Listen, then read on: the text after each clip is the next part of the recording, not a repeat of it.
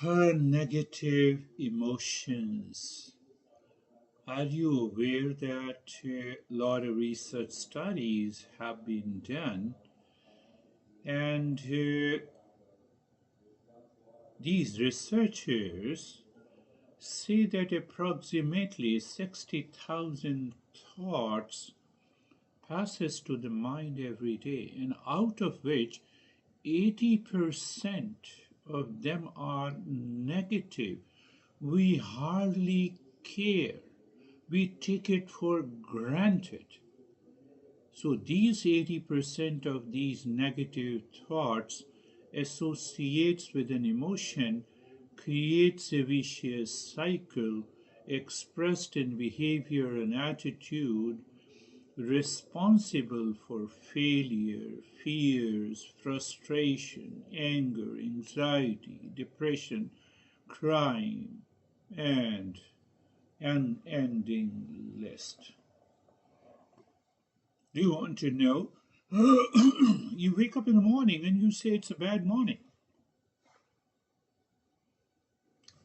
Sun did not make any mistake. It rises the same way and still we think it's a bad morning.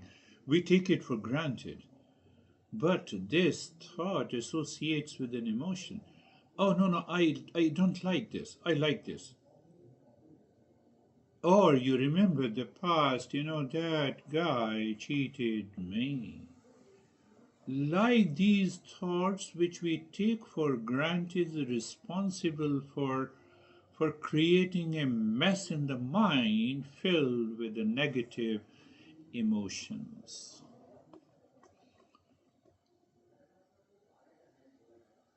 Can we categorize them? Eastern wisdom, a beautiful understanding, offers the beautiful understanding.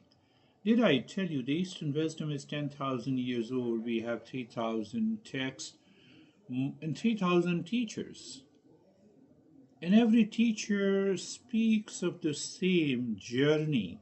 Eastern wisdom is the journey of the self discovery. It has twofold goal. One goal is end of suffering, and the second goal is awakening to permanent peace and happiness. So you bypass those negative emotions. So if we categorize all the negative emotions,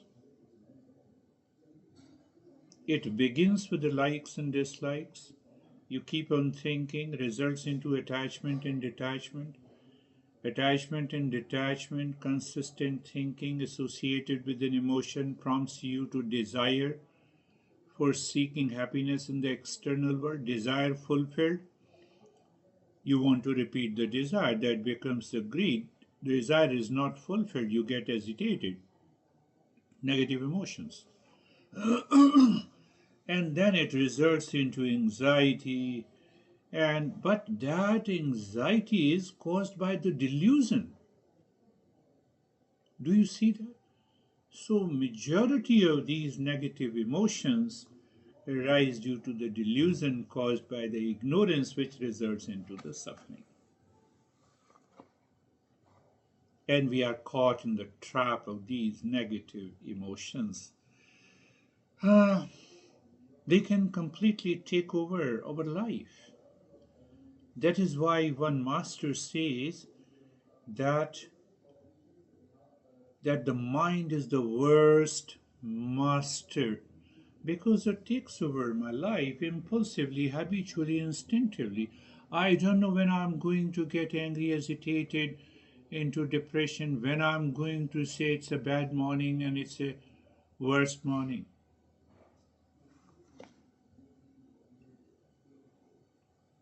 We identify with them. Now you see that because of likes and dislikes, attachment, detachment, that chain I explained, we identify with these emotions. Identification means what?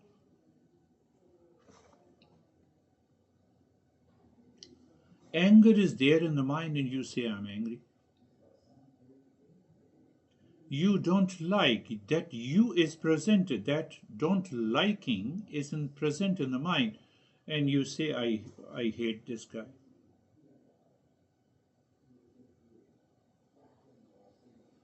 and it carries forward the chain of dualities.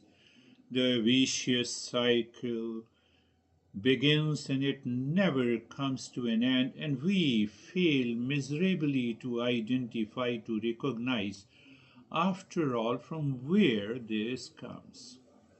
So, as I explained you those negative emotions, it continues its vicious circle, and then what the Patanjali, the great master who wrote the ancient text of Yoga Sutra, it says that that suffering is created by the fivefold challenges, which begins with the avidya, the ignorance. Ignorance causes the egoism. Egoism exists only with the attachment and detachment, and ultimately all these emotions sit in the body. It creates a fear, frustration, and failure in our life. I'm just summarizing because it takes a long journey, step by step understanding. Why I say? You may ask me that, why I'm not able to solve this problem by just listening to you and understanding this.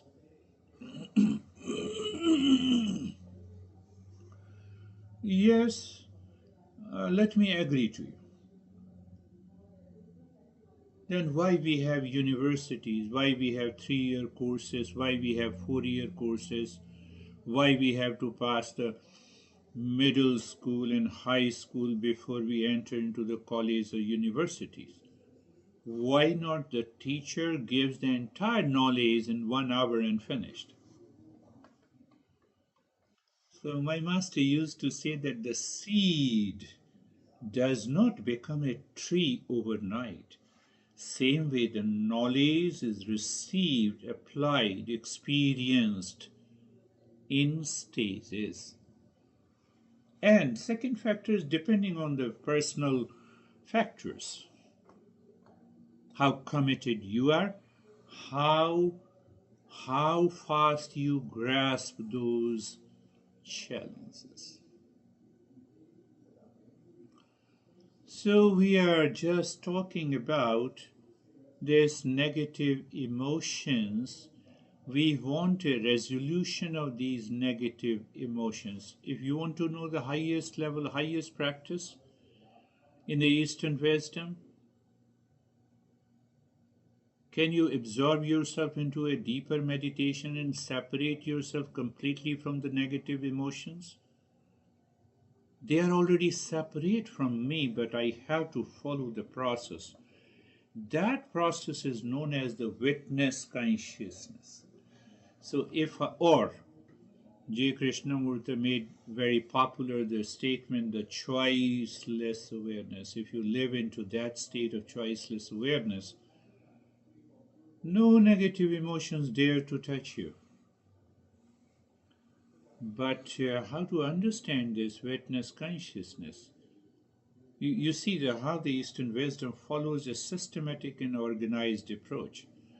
So if you ask this question to the Eastern wisdom, it says, oh, you have to identify which one is the real self and which one is the false self. What is that process and the practice known as? That practice is known as the viveka. So there with the teacher, you start identifying this is the false side, let me drop it. False side, drop it. False side, drop it. So that it helps you to understand the very process of viveka. When you apply it from the very first day, you start experiencing calmness and peace. In Yoga Sutra also, there is another practice which is known as Pratipaksha Bhavana. Let me give you an example. You wake up in the morning and your mind impulsively says it's a bad morning. You sit down and you say, bad morning? What is this bad? Bad in the morning? Does the sun rise in it differently? No. Oh, it is my thought and feeling. So can I say it is a good morning? Every day is a good morning.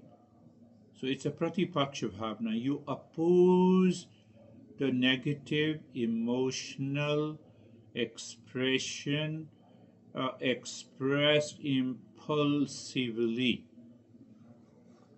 and you are free. But again, just saying easier, it is easier said than done. So we have to understand the very first thing that we have to relax. Why you have to relax? The mind relaxes. And that mind do not dictate over the intellect. So your intellect is free. Then you listen to the teacher. Then you do the self-inquiry. And then you reach to the stage of pratipaksha bhavana. And that helps you to go deeper into that state. What did you say?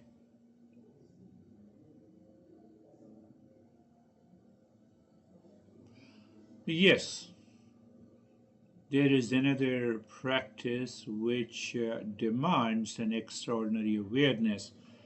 And to reach to that extraordinary awareness, we need to do couple of few practices regularly before the teacher guides you. With the teacher, you go together, and you say, what do you say? I was angry. Really? You were angry? So the teacher helps you to do the self-inquiry and ask the question, who is angry?